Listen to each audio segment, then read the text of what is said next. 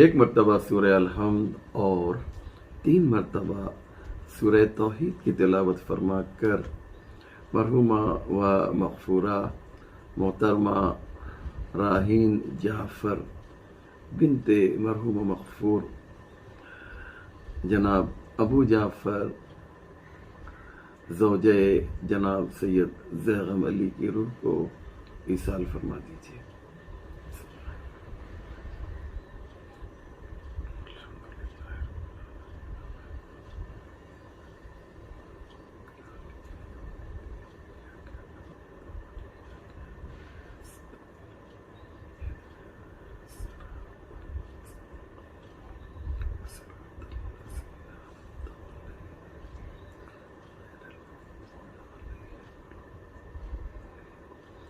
لا حول ولا قوة إلا بالله العلي العظيم حسبنا الله ونعم الوكيل نعم المولى ونعم النصير أعوذ بالله من الشيطان اللعين الرجيم بسم الله الرحمن الرحيم الحمد للہ رب العالمین والصلاة والسلام والتحیۃ والاکرام علی سید الانبیاء والمرسلین مولانا ابی القاسم محمد اللہم صلی اللہ وعلیہ الطیبین الطاہرین المعصومین المظلومین ولعنۃ اللہ علی اعدائہم اجمعین من یومنا ھذا الی صباح یوم الدین رب اشرح لی صدری ویسر لی امری واحلل عقدۃ من لسانی یفقہوا قولی بسم اللہ الرحمن الرحیم ان المتقین فی مقام امین۔ مومنین کرام و ناظرین ذوی الاحترام، السلام علیکم ورحمۃ اللہ وبرکاتہ۔ یہ مجلس برسی ہے جو ایک مومنہ، ایک محب اہل بیت، ایک عزادار حسین کے ایصال ثواب کے لیے برگزار کی جا رہی ہے، ان کے شوہر کی جانب سے اور ان کی دونوں بچیوں کی جانب سے اور ان کے رشتہ داروں کی جانب سے۔ 8 سال پہلے اس خاندان پر مصیبتوں کا ایک پہاڑ ٹوٹا اور یہ جاگداز دلدوز واقعہ سامنے آیا۔ میرے پاس الفاظ نہیں ہیں کہ میں اس کو بیان کروں کہ کس طرح سے اس خانوادے پر یہ مصیبت ٹوٹی اور کیسے ان لوگوں نے اسے برداشت کیا۔ اس لیے میں ضروری سمجھتا ہوں کہ اپنی جانب سے تسلیت اور تعزیت پیش کرتے ہوئے اللہ سے دعا کروں کہ پروردگار اس خانوادے کو اس غم کے سہنے کی طاقت و قوت عنایت فرما۔ اس سے بہتر دعا میرے پاس اس خاندان کے لیے نہیں ہے جس نے 8 سال پہلے ایک بہت بڑی مصیبت کا سامنا اپنے آنکھوں سے کیا، اور شاید یہ ایک امتحان ہو، ایک آزمائش ہو، اور مومن تو ہمیشہ اللہ کے یہاں آزمایا جاتا ہے۔ پروردگار مومن کا امتحان لیتا ہے۔ بہت سنتے رہتے ہیں آپ، بہت کامن ہو گیا ہے یہ جملہ کہ پروردگار کبھی دے کر امتحان لیتا ہے، کبھی لے کر امتحان لیتا ہے، چاہے وہ جان کا مسئلہ ہو، چاہے وہ مال کا مسئلہ ہو۔ لہذا ضروری یہ ہے کہ ہم ایسے موقع پر صبر کا دامن جو ہے مضبوطی سے پکڑے رہیں اور اس امتحان میں، اس آزمائش میں کامیاب ہو جائیں۔ میں نے جن لوگوں نے میری مجلسیں سنی ہیں، اس سے پہلے جو مجلس ہوئی تھی اس میں تذکرہ یہ کیا تھا کہ میدان محشر کی تصویر کیسی ہوگی، اور جنت اور جہنم کے بارے میں کچھ باتیں آپ کی خدمت میں عرض کی تھی۔ اگر آپ نے میری وہ مجلس نہیں بھی سنی ہے تو بھی میں اس طریقے سے اپنی گفتگو کو آج پیش کروں گا کہ جن لوگوں نے میری یہ مجلس، اس کے پہلے والی مجلس نہیں سنی ہے، ان پر بھی کوئی اثر نہ پڑے۔ آج کا جو عنوان ہے اس کا نام ہے، آج کا جو ٹاپک ہے اس کا نام ہے جنت میں سلامتی۔ جنت کی بہت سی نعمتیں ہیں۔ قرآن کریم نے جنت اور جہنم کا تذکرہ آپ کو مختلف جگہوں پر ملے گا، تذکرہ کیا ہے۔ آپ بہت زیادہ جنت کا تذکرہ بھی دیکھیں گے اور جہنم کا بھی ذکر آپ کو ملے گا۔ یہ اس قدر جنت جنت جنت اور جہنم جہنم جہنم، یہ آخر وجہ کیا ہے؟ وجہ یہ ہے پروردگار چاہتا یہ ہے کہ ابن آدم کو انسان بنا سکے، اس کے اندر جو انسانیت ہے وہ حیوانیت میں تبدیل نہ ہونے پائے۔ اس انسان کے اندر جو انسانیت ہے وہ درندگی میں تبدیل نہ ہونے پائے۔ اس انسان کے اندر جو انسانیت ہے وہ دہشت گردی میں تبدیل نہ ہونے پائے۔ یہ اللہ کا مقصد ہے، اور اسی مقصد کے لیے اللہ نے الگ الگ انتظام کیے ہیں۔ کبھی نبیوں کے ذریعے سے اپنے اس مقصد کو بیان کروایا، آدم جاؤ اور تم جا کر میرے اس مقصد کو بیان کرو، نوح تم جاؤ اور میرے اس مقصد کو بیان کرو، ابراہیم، موسیٰ و عیسیٰ، محمد مصطفیٰ، ایک ایک نبی کو بھیجا تاکہ اسے جو ہے انسان کو وہ نبی، وہ انبیاء پیغام دے سکیں، وہ پیغام واقعی، وہ پیغام الہی جو انسان کو انسان بنانے کے لیے دیے گئے۔ یہ پیغام کیا ہیں؟ اسی کو ہم مجالس امام حسین میں بیان کرتے ہیں۔ امام حسین نے جس کام کے لیے، جس مقصد کے لیے، جس کاز کے لیے جو ہے قیام کیا ہے، وہ یہی ہے کہ ہم کو انسان بنانا چاہتے ہیں۔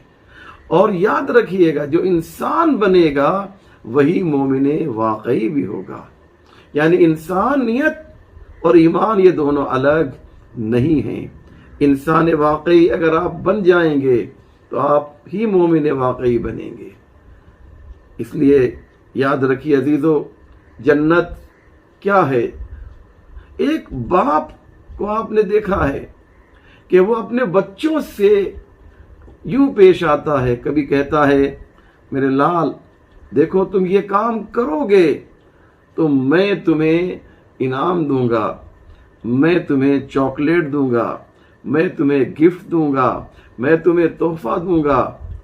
تو کبھی چاکلیٹ کی لالچ، اور کبھی جو ہے یہی باپ کہتا ہے کہ اگر تم نے یہ کام نہیں کیا اور یا یہ غلط کام کیا تو میں تمہیں سزا دوں گا۔ یاد رکھیے اسی ثواب کو جنت کہا جاتا ہے اور سزا کو جہنم کہا جاتا ہے۔ جنت ثواب کا نتیجہ ہے، جہنم عذاب کا نتیجہ ہے۔ لہذا جنت اور جہنم جو ہیں یہ قرآن میں دونوں الفاظ آپ کو بھرے پڑے ملیں گے۔ پروردگار چاہتا ہے کہ کبھی جو ہے انسان جنت کی لالچ میں جو ہے عمل خیر کرے، اور اگر یہ ممکن نہیں ہو رہا ہے تو کم سے کم خوف میں جو ہے وہ عمل خیر کرے۔ ظاہر سی بات ہے ہم اہل بیت تو نہیں ہے نا کہ اس کی عبادت اور بندگی جو ہے اس اعتبار سے کریں کہ وہ مستحق عبادت ہے، ہم وہاں تک نہیں پہنچ سکتے ہیں، ہماری فکر وہاں تک نہیں پہنچ سکتی ہے جہاں تک معصومین کی فکر پہنچی ہوئی ہے کہ ان کو نہ جنت کی پرواہ ہے، نہ انہیں جو ہے جہنم کا خوف ہے، جنت کی لالچ بھی نہیں ہے، جہنم کا ڈر بھی نہیں ہے، بلکہ وہ تو آواز دیتے ہیں ہم نے تیری عبادت، ہم نے تیری بندگی اس لیے کی ہے کہ وجدتک اہل العبادتک، کہ میرے پروردگار تجھے عبادت کے لائق سمجھا ہے اس لیے عبادت کی ہے۔ یہ ان کی عبادت ہے کہ ان کی نگاہ میں جنت و جہنم کی جو ہے کوئی وہ نہیں، کیونکہ ان کے سامنے جنت بنی ہے۔ یہ اس وقت عبادت کرتے تھے کہ جب نہ جنت پیدا ہوئی تھی نہ جہنم بنی تھی، تو جب وہ عبادت کر رہے تھے تو نہ جنت تھی نہ جہنم تھی، تو نہ جنت کی لالچ میں جو ہے وہ عبادت انہوں نے کی اور نہ جہنم کے خوف میں۔ ہم جب پیدا ہوئے تو ہمارے سامنے جو ہے کیا ہے، جنت کا بھی تذکرہ ہوا اور جہنم کا بھی، لہذا ہم نے جو عبادت کی تو یا جہنم کے خوف میں کی یا جنت کے شوق میں کی۔ لہذا عزیزان محترم ہمیں سمجھنا ہے، ہمیں اس بات کو جاننا ہے کہ جنت ہوتی کیسی ہے، جہاں آپ کو جانا ہے، جہاں ہم کو جانا ہے، جو ہمارا لاسٹ ڈیسٹینیشن ہے، کیا ہم کو وہاں کے بارے میں نہیں جاننا چاہیے؟ تو آئیے جنت کی چند خصوصیات ہیں، میں ایک ایک خصوصیت کو انشاءاللہ الگ الگ مجلسوں میں پیش کروں گا۔ میں نے شروع میں عرض کیا تھا کہ آج کا جو میرا موضوع ہے وہ اس کا عنوان ہے جنت میں پیس، یعنی کیا مقصد؟ سلامتی۔ آپ نے اس کو بڑے ہلکے میں لے لیا نا، یہ سلامتی کیا چیز ہے؟ آج دنیا میں سب سے امپورٹنٹ اور اہم مسئلہ جو ہے وہ سلامتی کا ہے۔ UNO، اقوام متحدہ، یہ جو سلامتی کونسل ہے اس کی بنا ہی اسی لیے ہوئی ہے کہ دنیا میں پیس کیسے قائم کی جائے۔ اور مزے کی بات یہ ہے کہ جو لوگ سلامتی کے ٹھیکیدار بنے ہوئے ہیں وہی لوگ جو ہیں سلامتی کو بھنگ بھی کر رہے ہیں، وہی لوگ دنیا میں سلامتی کو ختم بھی کر رہے ہیں۔ یہ سپر طاقتیں، یہ 5 کنٹری ہیں، آپ دیکھیے ان کی ہسٹری دیکھیے، ان کی تاریخ دیکھیے تو آپ کو معلوم ہوگا یہ سلامتی کا نام ضرور لیتے ہیں لیکن ان کے ہاتھ، ان کے پنجے جو ہے مظلوموں کے خون سے جو ہے رنگے ہوئے ہیں۔ میں جو بات کہہ رہا ہوں انشاءاللہ آپ تک پہنچے گی عزیزو۔ اچھا، لیکن ظاہری طور پہ یہ پیس، سلامتی کے الفاظ جو ہیں ان کی زبان پہ آپ کو ملیں گے۔ کلمۃ حق یراد بها الباطل، بات تو بڑی اچھی کرتے ہیں لیکن اس کے پیچھے ایک سازش ہے جو چھپی ہوئی ہے۔ یہ سلامتی، اللہ کیا کہتا ہے؟ ان المتقین فی مقام امین۔ بہت توجہ کیجیے گا عزیزو، آج کی امپورٹنٹ مجلس ہے اور بہت ہی اہم میں بات آپ کی خدمت میں پیش کرنے جا رہا ہوں۔ ان المتقین فی مقام امین، جو متقی اور پرہیزگار ہیں ان کو اللہ وہ جنت عطا کرے گا کہ جہاں پر امن ہی ہے، جہاں پر سکون ہے، جہاں پر سلامتی ہے۔ آپ نے اس آیت کے لہجے کو دیکھا، آپ نے اندازہ لگایا کہ اللہ نے کس طریقے سے بہشت کو، پیراڈائز کو ڈیفائن کیا ہے اور بتایا کہ تم جہاں جاؤ گے وہاں پر سلامتی ہوگی.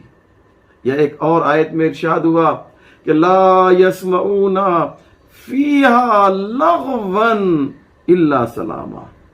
یہ لوگ جو ہیں جو جنت میں جائیں گے وہاں پر بے تکی باتیں نہیں ہوں گی، الا سلاما، صرف سلامتی پائی جائے گی اور اس کے علاوہ کچھ نہیں ہے.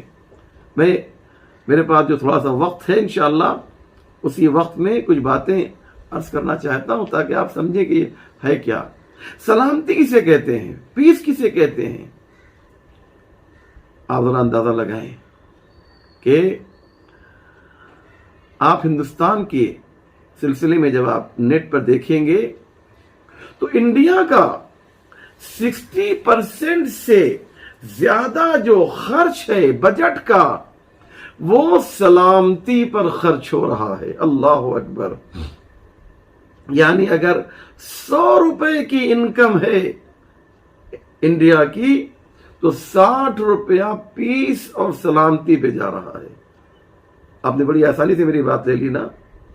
دیکھیے سلامتی میں پیس کو قائم کرنے کے لیے، سلامتی کو قائم کرنے کے لیے 60% سے زیادہ ہمارا پیسہ خرچ ہو رہا ہے.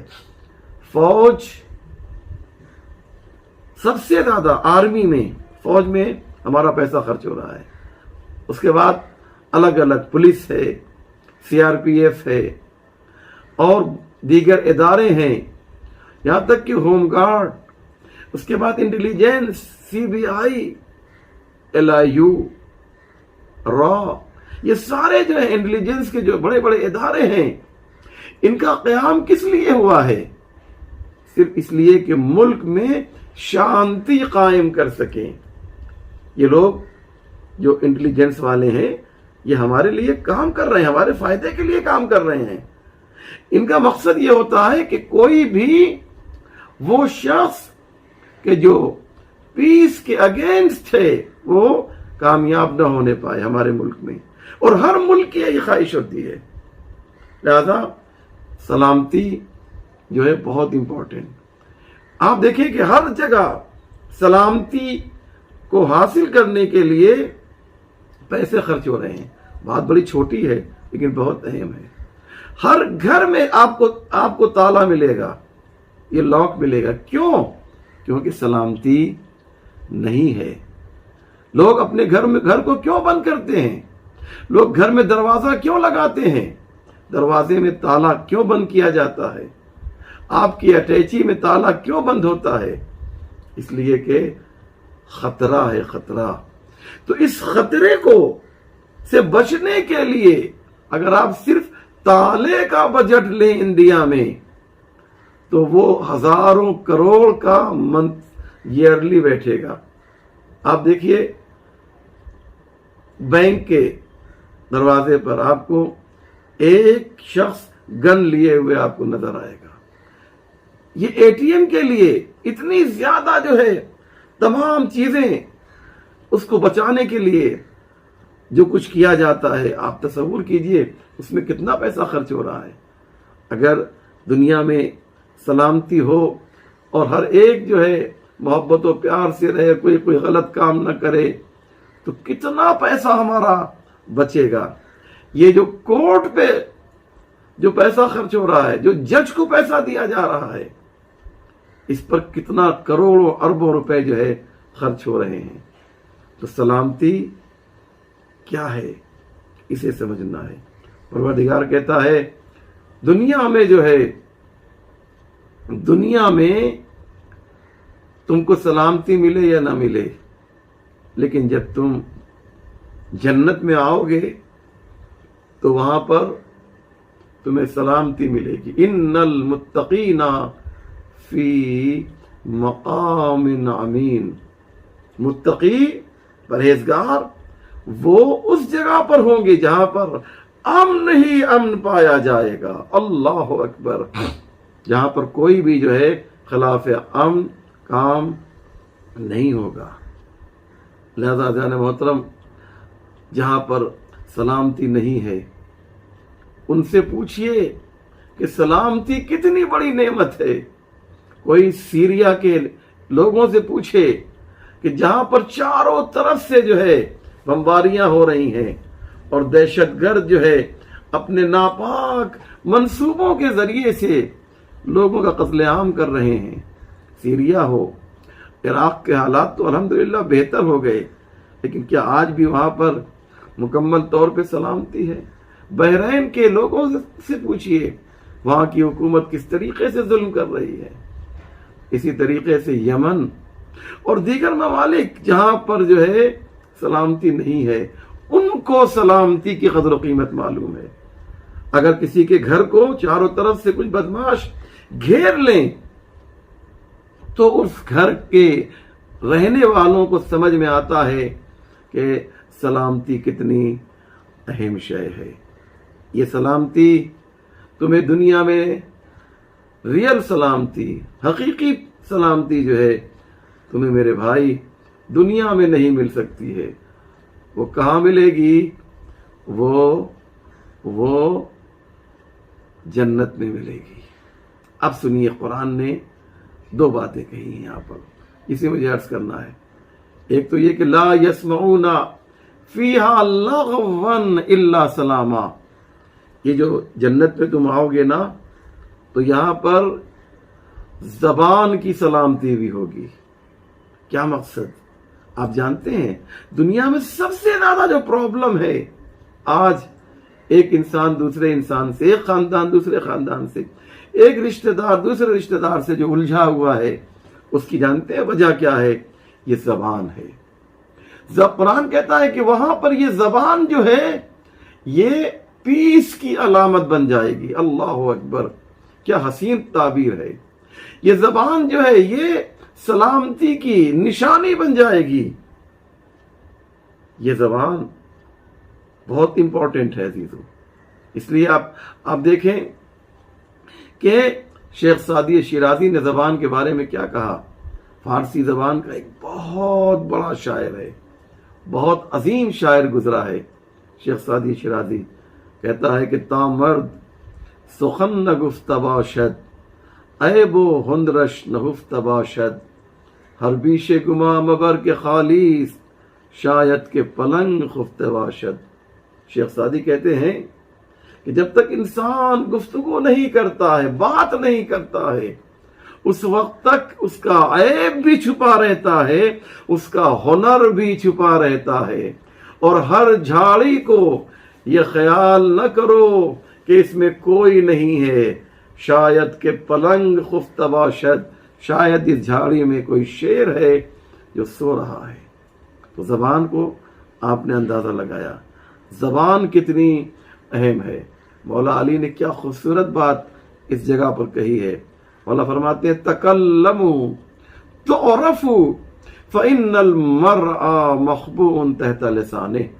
دیکھو علی تمہیں بات کرنے سے نہیں روک رہا ہے، خوب بات کرو، جتنی بات کر سکتے ہو بات کرو، تکلموا تعرفوا، لیکن یاد رکھو جب تم بات کرو گے تو تمہاری حقیقت جو ہے آشکار ہو جائے گی، تمہاری حقیقت ظاہر ہو جائے گی۔ کیوں؟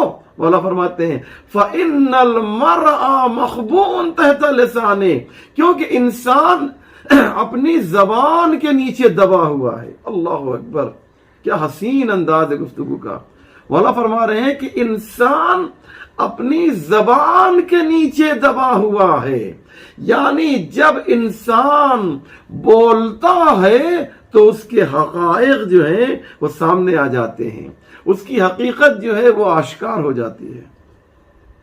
تکلموا تعرفوا فإن المرء مخبوء تحت لسانه، کیونکہ انسان جو ہے وہ اپنی زبان کے نیچے دبا ہوا ہے۔ کہتے یہ ہے کہ حکیم لقمان شروع میں کافی غریب تھے اور ایک بادشاہ کے یہاں کام کیا کرتے تھے۔ بادشاہ نے کہا، اور ان کو کافی ظاہر سی بات ہے کہ حکیم لقمان تھے تو ایکسٹرا آرڈنری تھے، بادشاہ نے ان کو کچن کی ذمہ داری دے دی. اور ایک دن کہا کہ لوگوں نے کہا کہ صاحب یہ تو آپ نے اس کو بہت زیادہ اونچا کر دیا ہے, بہت بڑا کر دیا ہے, حاسد ہر جگہ ہوا کرتے ہیں. کہا اچھا چاہتے ہو امتحان لینا, چلو ان کا امتحان لے لیا جائے. کہا حکیم لقمان سے کہا دیکھو تم جو ہے کیا کرو, آج بکری کا جو سب سے بہترین حصہ ہے آج جو ہے کھانے میں ڈش میں وہ لے کر آؤ. چنانچہ دسترخوان بچھا, بکرا ذبح کیا گیا اور حکیم لقمان کے کہنے پر زبان جو ہے وہ پکائی گئی اور بادشاہ کے سامنے رکھ دیا گیا. بادشاہ نے کہا کیا ہے؟ کہا یہ زبان ہے. کہا یہ سب سے بہترین حصہ ہے؟ کہا ہاں یہ سب سے بہترین ہے. دسترخوان بچھا, کھانا کھا لیا. اب دوسرا دن ہے جو سب سے خراب حصہ ہو جسم کا وہ لے کر آؤ.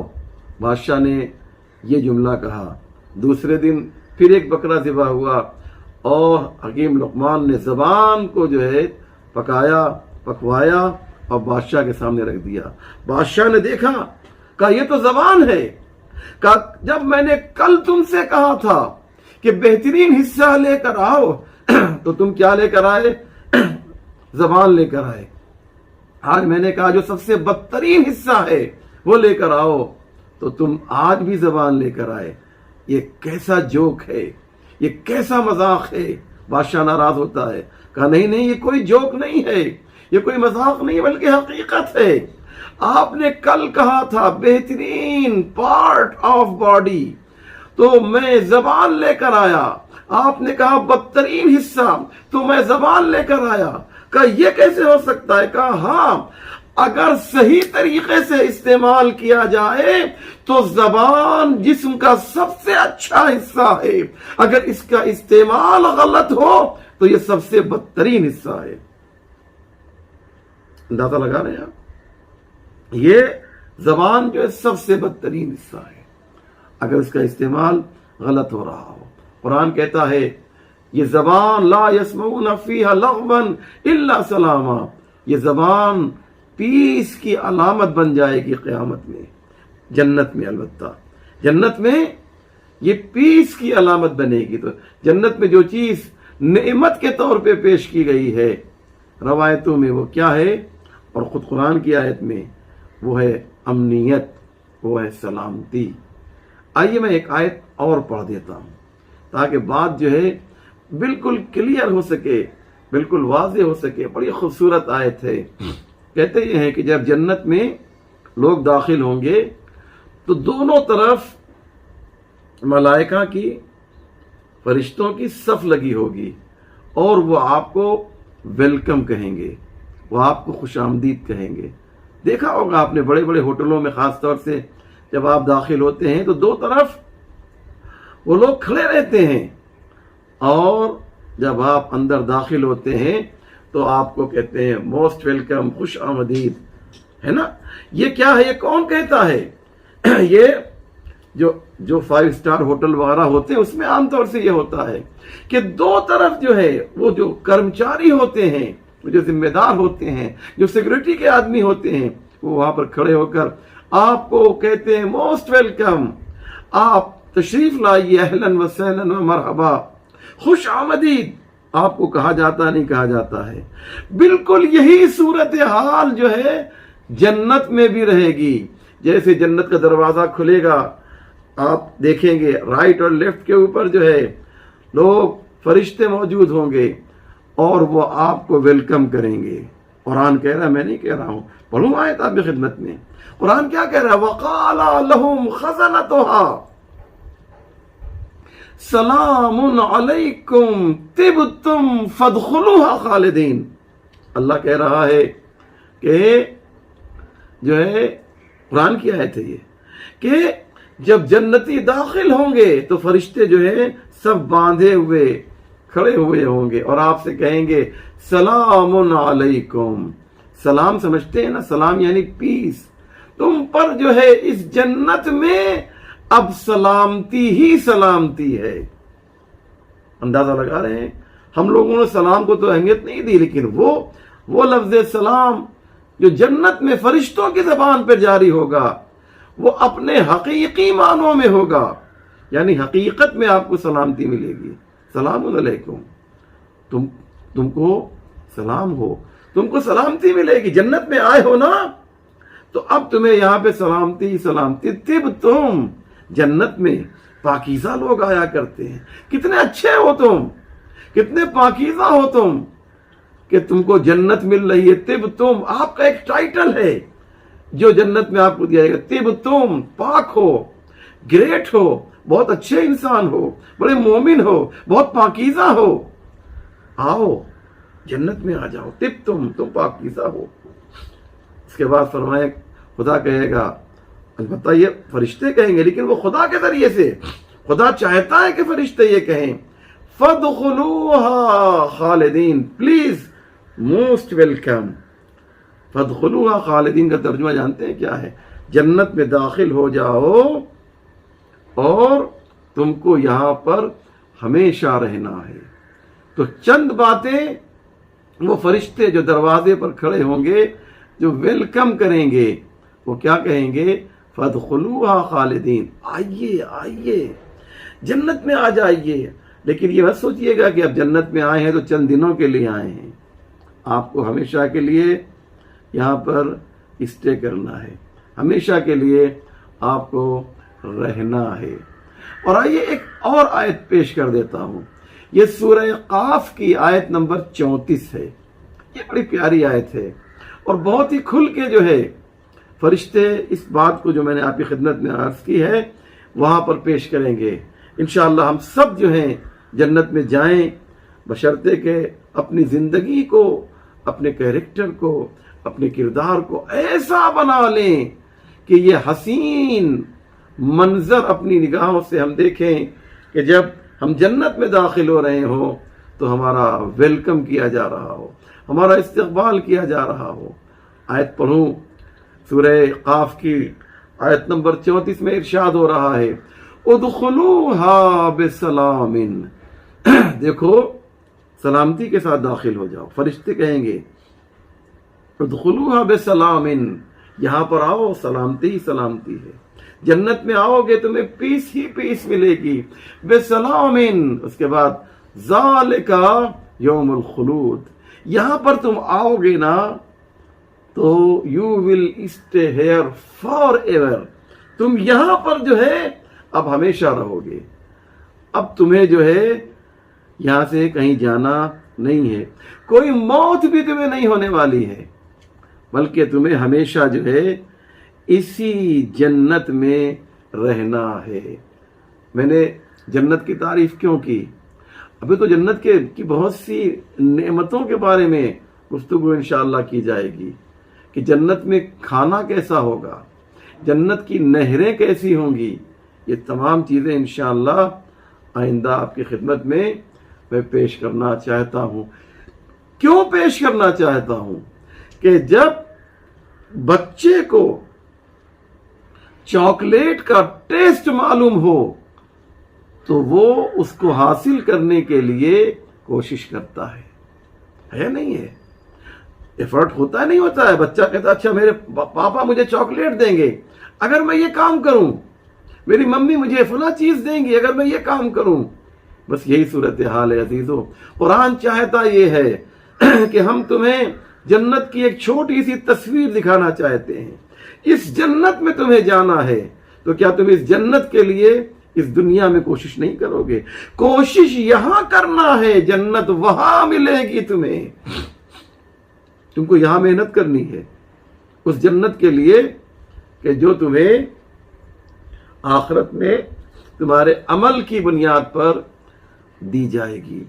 عزیزوں، میں نے آپ کا کافی ٹائم لیا، میں دل کی گہرائی سے آپ کا شکریہ ادا کرتا ہوں، اور ایک مرتبہ پھر اپنے بزرگ برادر گرامی جناب سید زیغم علی صاحب کی خدمت میں تسلیت اور تعزیت پیش کرتا ہوں۔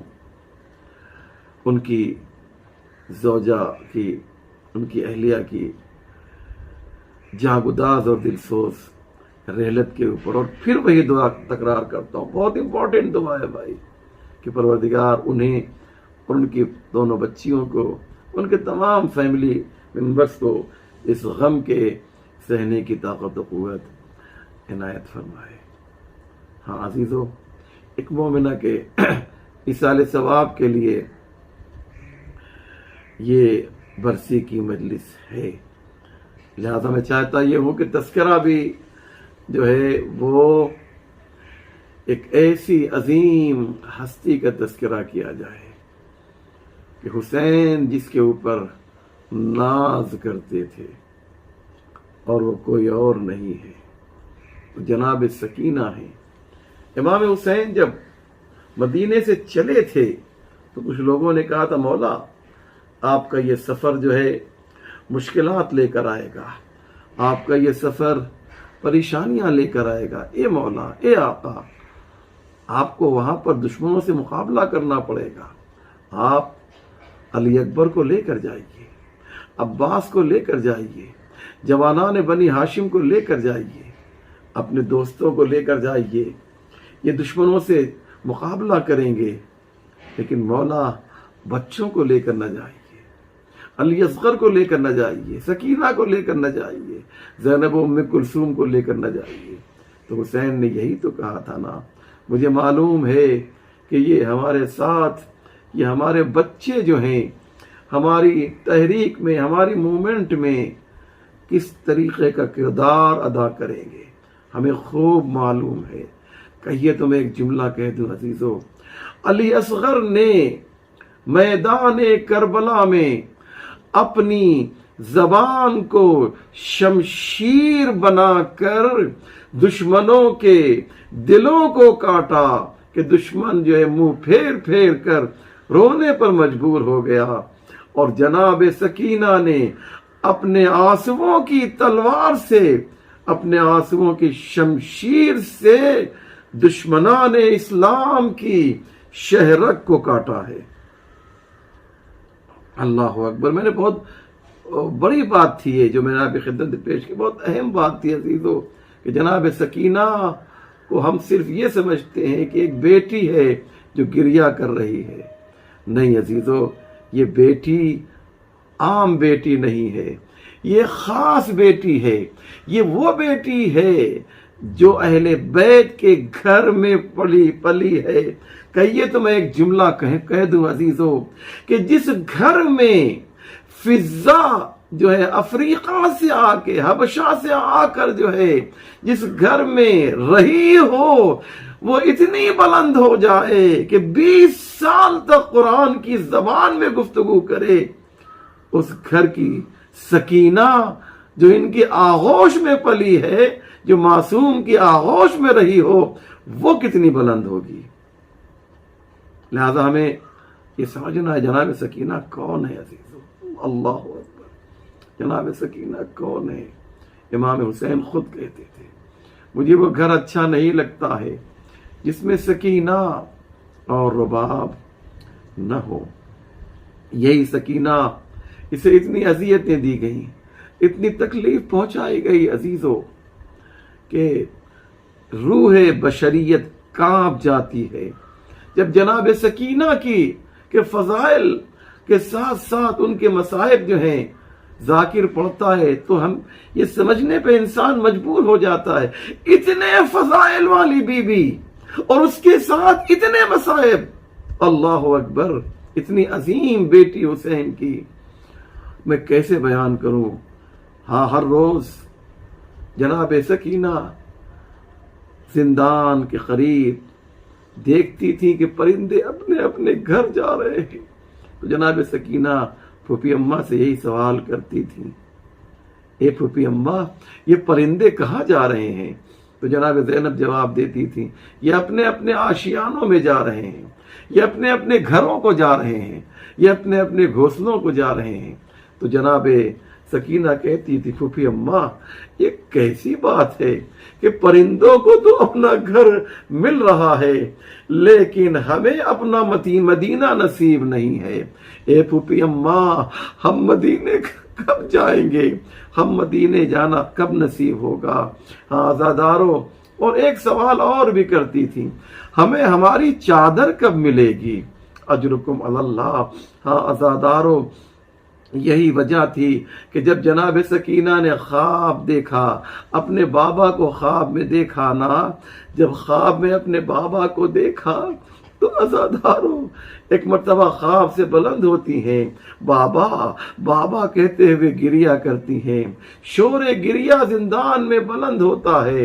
یزید امام حسین کا وہ سر جو تشت طلع میں رکھا ہوا تھا وہ زندان میں بھیج دیتا ہے زخم پر نمک چھڑکنے کے لیے۔ عزیزوں، جیسے ہی سکینہ نے سر حسین کو دیکھا، اپنے رخسار کو حسین کے رخسار پہ رکھ دیا اور شکوے شروع کر دیے، شکایتیں شروع کر دیں۔ اے بابا، آپ کی شہادت کے بعد بابا ہمیں لوٹ لیا گیا، ہمارے گوشوارے چھین لیے گئے، ہمیں تازیانے مارے گئے۔ اے بابا، ہمیں کربلا سے کوفہ اور کوفے سے شام جو ہے بے مخنہ و چادر پھرایا گیا۔ اے بابا، ہمارے اوپر صدقے کی کھجوریں پھینکی گئیں۔ یہ کہتے کہتے سکینہ کی آواز بند ہو گئی۔ عزاداروں، آواز بند ہوئی، زینب آگے بڑھی، سکینہ کا شانہ ہلایا، کیا دیکھا؟ سکینہ دنیا سے رخصت ہو گئیں۔ اجرکم علی اللہ۔ غسالہ کو بلایا گیا، سکینہ کو غسل دیا گیا۔ یہاں پر میں بہت سی باتوں کو اس لیے چھوڑ رہا ہوں عزیزوں کہ میں نہیں چاہتا ہوں کہ بہت زیادہ سخت مصائب آپ کی خدمت میں پڑھے جائیں، لیکن عزاداروں اب ایک عجیب منزل آئی، وہی منزل، وہی مشکل جو پہلے علی کے لیے تھی، وہی مشکل تقریباً دوسرے علی کے لیے ہے۔ بس فرق اتنا یہ ہے کہ پہلا علی جو ہے وہ جب اگر قبر میں اترتا ہے تو قبر کے اوپر کوئی نہیں ہے، اگر قبر کے اوپر ہے تو قبر کے اندر کوئی نہیں ہے۔ مولا علی نے آواز دی، یا رسول اللہ، مشکل کشا کی مدد کیجئے، فاطمہ کو کیسے لحد میں اتارے؟ 2 ہاتھ برآمد ہوئے، لاؤ علی میری امانت میرے حوالے کر دو۔ عجب نہیں آواز دی ہوگی علی نے، یا رسول اللہ، جب امانت کو لیا تھا تو پسلی نہیں ٹوٹی تھی، دل شکستہ نہیں تھا، آج امانت کو واپس کر رہا ہوں تو اس طریقے سے کہ زہرا کی پسلی ٹوٹی ہوئی ہے، دل شکستہ ہے۔ اجرکم علی اللہ۔ ہاں عزادارو، جناب یہی دوسرے علی کے ساتھ یہی چیز تھی، تقریباً ایسا ہی مسئلہ تھا۔ علی سکینہ کو قبر میں اتارے تو کیسے اتارے؟ اپنے ہاتھوں کو سنبھالا، کیونکہ ہاتھوں میں ہتکڑی ہے، کسی طریقے سے ننھی سی میت کو ہاتھوں میں لیا، قبر کے قریب گئے، آواز دیے، بابا سید سجاد کی مدد کرو۔ قبر سے 2 ہاتھ برآمد ہوئے، اے میرے لال سید سجاد، میری سکینہ کو میرے حوالے کر دو۔ وَسَيَعْلَمُ الَّذِينَ ظَلَمُوا أَيَّ مُنقَلَبٍ يَنقَلِبُونَ إِنَّا لِلَّهِ وَإِنَّا إِلَيْهِ رَاجِعُونَ رِضًا بِقَضَائِهِ وَتَسْلِيمًا لِأَمْرِهِ اللهم بحق محمد وانت المحمود وبحق علی وانت العالی وبحق فاطمة وانت فاطر السماوات والارض وبحق الحسن وانت المحسن وبحق الحسین وانت قدیم الاحسان وبحق الائمة التسعة الطاہرین من ذریت الحسین علیہ السلام۔ یا اللہ، تجھے واسطہ ہے محمد والے محمد کے پروردگار، ہمارے اس مختصر مگر اہم اعمال کو قبول فرما۔ یا اللہ، جو پریشان حال ہے ان کی پریشانیوں کو دور فرما۔ یہ کووڈ-19، یہ کرونا جو پوری دنیا میں پھیلا ہوا ہے، یا اللہ ہم سب کو اس سے نجات عنایت فرما، مومنین و مومنات کی حفاظت فرما، ان کو عرضی و سماوی بلاؤں سے محفوظ فرما۔ جس مرحومہ کے لیے مجلس منعقد کی گئی پروردگار، انہیں جوار معصومین میں جگہ عنایت فرما۔ علماء اعلام مراج اعظام رہبر انقلاب کو طول عمر، صحت کامل و موفقیت کامل عنایت فرما۔ ہمارے امام کے ظہور میں تعجیل فرما، ہم سب کو ان کے اعوان و انصار میں شمار فرما۔ ربنا تقبل منا انک انت السمیع